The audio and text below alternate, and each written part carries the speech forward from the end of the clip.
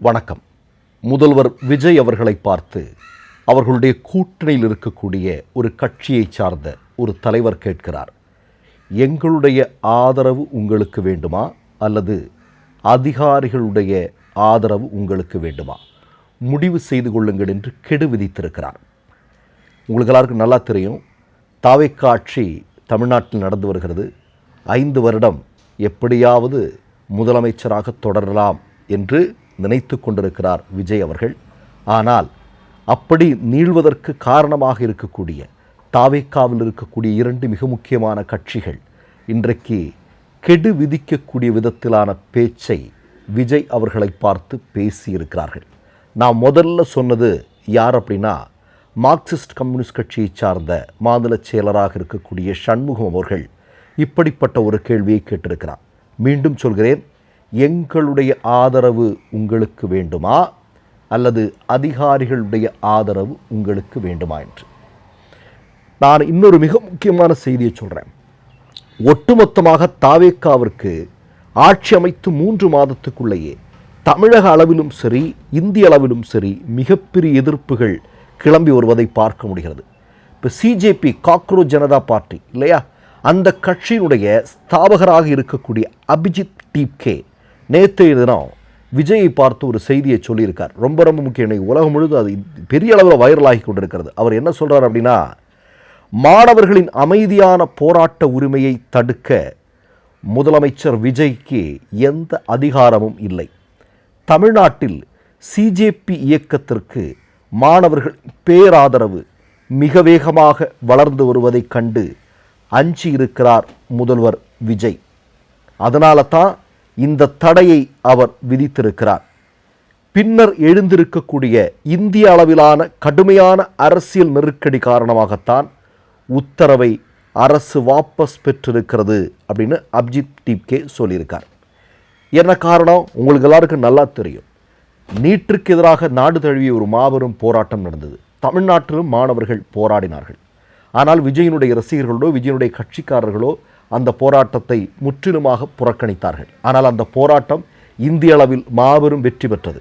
அப்போ விஜயனுடைய ரசிகர்களெல்லாம் இதில் ஒன்றுமே கிடையாது அப்படிங்கிறத ப்ரூவ் பண்ண ஒரு சமீபத்திய ஒரு மிக முக்கியமான போராட்டம்.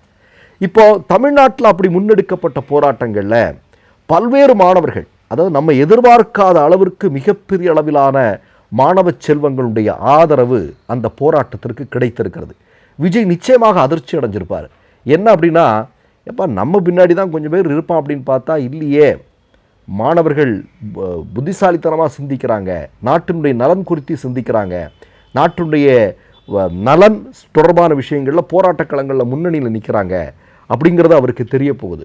கூடுதலாக என்ன, அமித்ஷாவும் மோடியும் சொல்வதை கேட்கக்கூடிய நபராக விஜய் இருக்கிறார் அப்படிங்கிற கடுமையான விமர்சனம் இன்றைக்கு ஒட்டுமொத்தமாக இருக்கிறது. அதனுடைய ஒரு பகுதியாகத்தான் என்ன, மார்க்சிஸ்ட் கம்யூனிஸ்ட் கட்சி விட்டு இருக்கக்கூடிய மிக முக்கியமான அறிக்கை.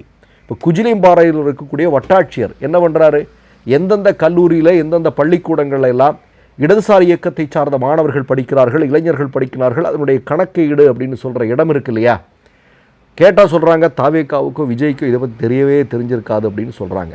நம்ம என்ன கேள்வி கேட்குறோம், எங்களுக்கெல்லாம் தமிழ்நாட்டு மக்களுக்கு இது புதிதல்ல. எடப்பாடியாருடைய பதவி காலத்தில் தூத்துக்குடியில் துப்பாக்கிச்சூடு நடத்து பல 10க்கும் அதிகமான தோழர்கள் கொலை செய்யப்பட்டார்கள். நமக்கு எல்லாருக்கும் தெரியும். எடப்பாடி பழனிசாமி அன்றைக்கு என்ன சொன்னார், அன்றைக்கு சொன்னார், நான் டிவியில் பார்த்து தான் தெரிஞ்சுக்கிட்டேன்னு. அன்றைக்கு இதே மாதிரி ஒரு செயலர் இருந்தார், அவர் ஒரு சங்கி அப்படிங்கிறது எல்லாருக்குமே தெரியும். இப்போ இருக்கக்கூடிய ஒரு செயலரும் சங்கி என்று சொல்கிறார்கள்.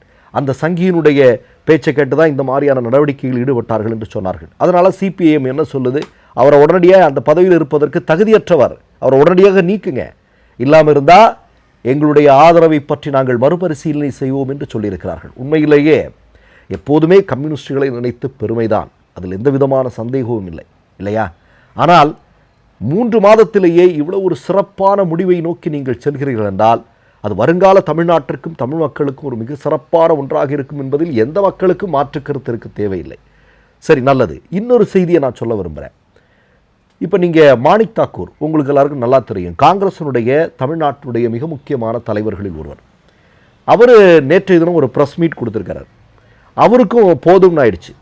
ஏன்னா ஒரு அமைச்சர் பொறுப்பில் இருக்கக்கூடிய நபர் சொல்கிறார், இன்றைக்கு சிஎம் நாளைக்கு பிஎம் விஜய் அவர்களை பற்றி சொல்கிறார். அவன் கட்சிக்காரங்க உங்களுக்கு சொல்லலாம். இப்போ நீங்கள் உத்தரப்பிரதேசத்தில் ரீல்ஸ் போட்டுட்டு இருக்காங்க இல்லையா, அதானி அம்பானியே மிரட்டிய விஜய், எப்படி விஸ்வகுருன்னு சொல்லி 13 வருஷமாக நம்ம இந்திய மக்களை ஏமாற்றிட்டு இருக்காங்களே, அது மாதிரி ரீல்ஸ் தயாரிச்சுட்டு இருக்கிறாங்க. இங்கே என்ன நிலைமைங்கிறது நமக்கு தானே தெரியும் இல்லையா? சரி, அது ஒரு பக்கம் இருக்கட்டும்.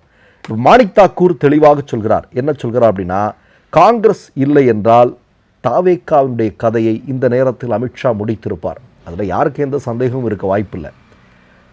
இன்றைக்கு தாவேக்காவில் இருக்கக்கூடிய நபர்கள் எல்லாருமே நீங்கள் பார்த்தீங்க அப்படின்னா ஒரு ரசிகர் மன்ற மூட்லேயே இருக்கிறாங்க. ஒரு எம்பி கூட இல்லாத தாவேக்கா கட்சியை இந்தியா கூட்டணியில் நாங்கள் சேர்த்துக்க முடியாது, இப்படி போல்டான அதிரடியான ஸ்டேட்மெண்ட்டை விட்டு விஜய் அவர்களையும் விஜயினுடைய கட்சியும் கதற விட்டு கொண்டிருக்கக்கூடிய காட்சியை நம்ம பார்க்குறோம். இப்போ முதல்வர் விஜய் நிச்சயமாக இன்றைக்கு என்ன பண்ணுறதுன்னு தெரியாமல் இருப்பார். விரைவில் சிபிஐஎம் சொல்கிறத கண்டிப்பாக கேட்பார், அதில் எந்த விதமான சந்தேகமும் இல்லை. ஏன்னா ஆட்சி நீடிக்கணும் இல்லையா? ஆனால் இன்னொரு செய்தி ஒன்று போயிட்டு இருக்குது. 10 எம்எல்ஏக்கள், அதிமுகவில் இருக்கக்கூடிய 10 எம்எல்ஏக்கள் இங்கே வர்றதுக்கு தயாராக இருக்கிறார் அப்படின்னு அமைச்சர் செங்கோட்டையன் சொல்லியிருக்கிறார். என்ன நடக்கிறது பாருங்கள். இன்றைக்கு தமிழ்நாட்டில் சொல்லிலடங்காத பிரச்சனைகள் இவர்கள் ஆட்சி பொறுப்பிற்கு வந்ததற்கு பிறகு பட்டியலிடலாங்க. அதாவது கொலையாகட்டும், கொள்ளையாகட்டும், சட்ட ஒழுங்கு பிரச்சனைகளாகட்டும், அதே மாதிரி விலைவாசி உயர்வாகட்டும், தேர்தல் கொடுத்த வாக்குறுதிகளை சரியாக நிறைவேற்றதாகட்டும், எதிலையுமே நீங்கள் ஒரு சின்ன அளவில் ஒரு நம்பிக்கை தரக்கூடிய ஆட்சியாக இது இல்லை அப்படிங்கிறது எல்லாருக்கும் தெரியும். இது கூட்டணி கட்சிகளுக்கும் நன்கு புரிந்திருக்கிறது. இவர்கள் கூட டிராவல் பண்ணோம் அப்படின்னா அது பெரிய சிக்கலாயிரும், மக்கள் மத்தியில் அது நமக்கு மிகப்பெரிய அவப்பெயரை உருவாக்கிவிடும் என்பதை தெள்ளத் தெளிவாக புரிந்து வைத்திருக்கிறார்கள். அதனால தான் இன்றைக்கு இந்த கூட்டணி கட்சிகள் சொல்லியிருக்கிறார்கள். போதாக்குறைக்கு அபிஜித் டிகே வேற சொல்லியிருக்கிறார். நம்ம என்ன கேட்குறோம்? ஒரு நாடு தழுவிய போராட்டம், அமைதி வழியில் இளைஞர்கள் நடத்திய போராட்டம், அந்த போராட்டத்திற்கு இந்தியாவை ஆதரவளித்தது, மோடி அமித்ஷாவும் மண்டியிட்டார்கள். அப்படி முன்னெடுக்கப்பட்ட போராட்டத்தில் தமிழ்நாட்டிலையும் ஒரு மிகப்பெரிய அளவில் ஆதரவு இருந்தது.